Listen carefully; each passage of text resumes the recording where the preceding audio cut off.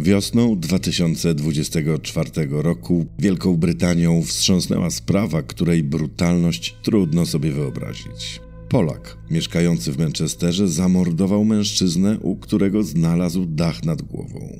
Nie poprzestał jednak na zabójstwie. Jego ofiara została rozczłonkowana na 27 części. Ciało porzucono w kilkunastu miejscach na terenie miasta.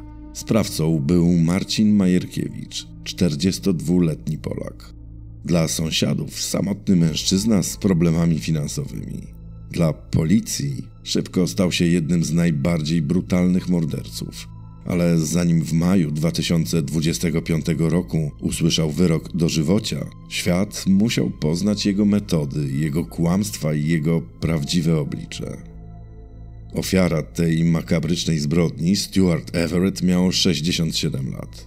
Był emerytem, człowiekiem prostym, spokojnym i lubianym przez sąsiadów. Nie miał wielkich ambicji. Cenił sobie stabilizację i codzienną rutynę.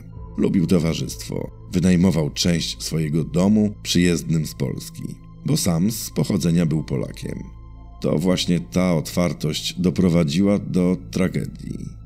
Marcin Majerkiewicz wyjechał do Wielkiej Brytanii jak wielu, szukając lepszego życia. Na pierwszy rzut oka zwyczajny emigrant. Prace dorywcze, skromne życie.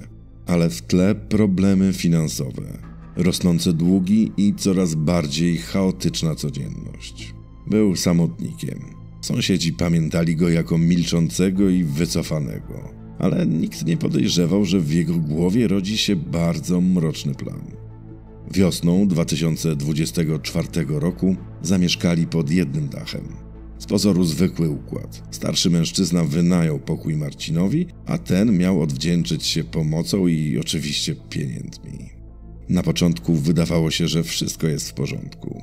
Stuart starszy i życiowo bardziej poukładany i jego gość trochę jak zagubiony przybysz szukający stabilności. Ich relacja wyglądała na prostą. Gospodarz i zwykły lokator. Czasem rozmawiali, czasem jedli razem posiłki. Ale im dłużej mieszkali pod jednym dachem, tym bardziej rosło napięcie. Niestety zamiast się ustabilizować, problemy finansowe Marcina narastały. Korzystał z gościnności Stuarta bardziej niż powinien. Starszy mężczyzna był cierpliwy, ale sąsiedzi mówili później, że Stuart skarżył się na swojego lokatora. Mówił, że ten nie pomagał, że stawał się coraz bardziej zamknięty i nerwowy i coraz częściej prosił o pożyczki. Był marzec 2024 roku. W domu Stuarta w Manchesterze wybuchła kolejna z pozoru zwykła kłótnia. Do dziś nie wiadomo, co było iskrą. Czy poszło o pieniądze, czy o inne sprawy. Ale tamtej nocy sprzeczka zamieniła się w horror. Niespodziewanie eskalowała i Marcin Majerkiewicz w pewnym momencie sięgnął po młotek. Bez chwili wahania uderzył nim swojego gospodarza. Z całej siły. Ale to nie był koniec. Majerkiewicz przeciągnął ciało do innego pokoju, a tam, używając piły, zaczął je rozczłonkowywać. Podzielił ciało na 27 części. To była metodyczna, zimna praca. Nie akt szaleństwa, ale zaplanowane działanie człowieka, który chciał ukryć dowody swojej zbrodni. Potem zaczął wynosić fragmenty ciała w ciężkiej torbie. Krok po kroku, kurs po kursie. Rozrzucał je w różnych częściach Manchesteru. Parki, ścieżki, zarośla. Miasto stało się niemym świadkiem jednej z najbardziej makabrycznych zbrodni.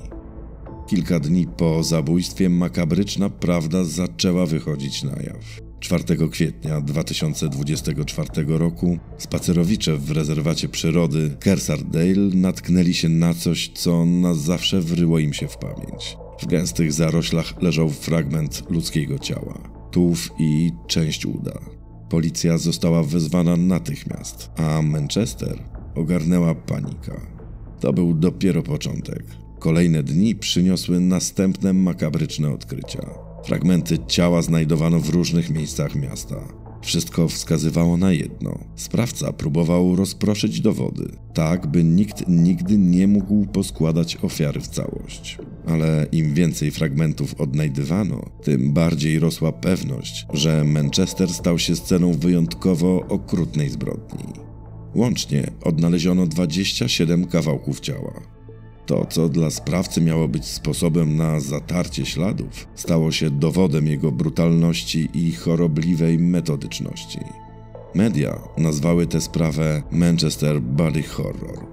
Po zamordowaniu i rozczłonkowaniu Stewarda, Marcin Majerkiewicz nie uciekł.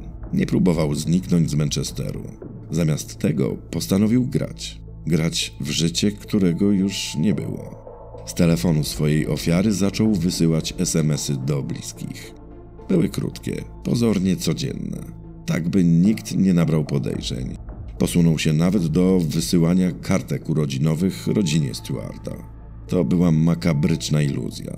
Świat miał wierzyć, że Stewart żyje. A prawda była taka, że jego ciało leżało rozczłonkowane w 27 kawałkach rozsianych po całym mieście. Policja szybko odkryła, że te wiadomości nie pasują do stylu pisania Stewarta.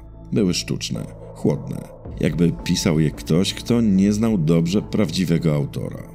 To był błąd Marcina. Błąd, który przybliżył śledczych do odkrycia całej prawdy. Policja miała już fragmenty ciała. Miała fałszywe wiadomości. Brakowało tylko sprawcy. Przełom nastąpił dzięki kamerom monitoringu. Śledczy godzinami analizowali nagrania z Manchesteru i wtedy zobaczyli coś, co powtarzało się zbyt często, by mogło być przypadkiem. Mężczyzna z dużą, ciężką torbą. Zazwyczaj w nocy. Raz przy jednym parku, raz w pobliżu rzeki, zawsze z torbą, a chwilę później już bez niej. Media ochrzciły go mianem Heavy Bag Man. Kamery pokazały jego codzienne zachowanie. Zakupy, przejazdy komunikacją i dziwne nocne wyjścia.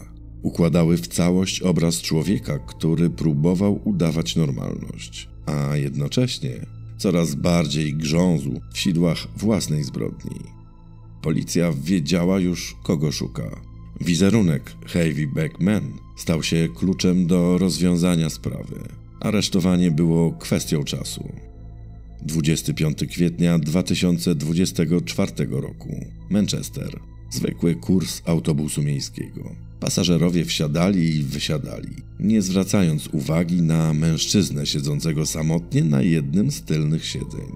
To był Marcin Majerkiewicz. Człowiek, którego policja poszukiwała od tygodni.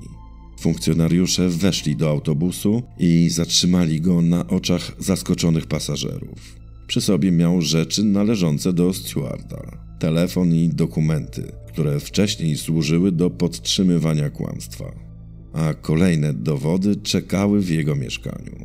Znaleziono tam ślady krwi, narzędzia, które mogły posłużyć do rozczłonkowania ciała i przedmioty, które jednoznacznie wskazywały, że to właśnie tam Stewart Everett zakończył swoje życie. Śledczy mieli już komplet dowodów. Tego dnia maska Marcina Majerkiewicza spadła na zawsze. Nie był już zwykłym Polakiem mieszkającym w Anglii. Był brutalnym mordercą, który próbował oszukać cały świat.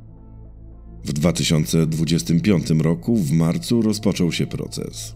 Akt oskarżenia brzmiał jednoznacznie: morderstwo i profanacja zwłok.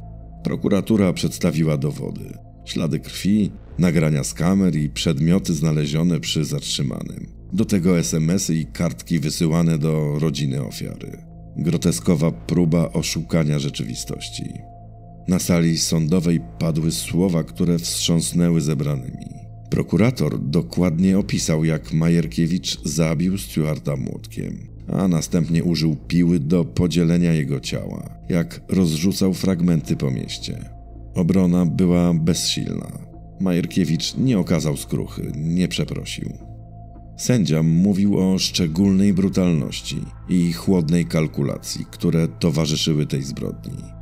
21 marca 2025 roku zapadł wyrok. Marcin Majerkiewicz został uznany winnym morderstwa i profanacji zwłok. Wyrok brzmiał dożywocie, z możliwością wyjścia po minimum 34 latach. To oznacza, że Majerkiewicz, mając w chwili ogłoszenia wyroku 42 lata, wyjdzie na wolność, jeśli w ogóle, jako starzec. Sędzia podkreślił, że to było jedno z najbardziej szokujących morderstw w historii Manchesteru. Psychologowie zeznający podczas procesu podkreślali, że czyny Marcina były zimne i metodyczne. Nie działał w amoku, nie był pijany ani odurzony narkotykami. Każdy krok, od morderstwa przez rozczłonkowanie ciała po wysyłanie SMS-ów, był obliczony na jedno: ukryć prawdę i oszukać wszystkich. I tu kryje się największy horror tej historii, bo Majerkiewicz nie wyglądał jak potwór. Był zwyczajnym mężczyzną, którego można było minąć na ulicy, spotkać w sklepie czy zobaczyć w autobusie. A jednak nosił w sobie coś, co zamieniło codzienność w makabrę. Stuart Everett chciał tylko pomóc. Za swoją dobroć zapłacił najwyższą cenę. Na szczęście jego oprawca spędzi resztę życia za kratami. To tyle na dzisiaj. Jak zwykle zapraszam do komentowania, zostawiania łapek w górę, podbicia filmu i oczywiście subskrypcji. Bardzo dziękuję.